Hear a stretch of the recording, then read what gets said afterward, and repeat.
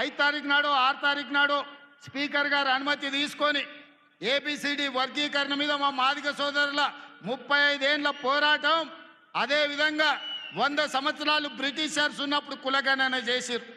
100 ఏళ్ల వరకు బలైన వర్గాలు ఎంతమంది ఉన్నారో వాళ్ళ లెక్క వాళ్ళకే తెలియదు. ఎంతోమంది ప్రధానమంత్రులు ముఖ్యమంత్రులు మారినారు కానీ బీసీల లెక్కలు తేల్చలేదు.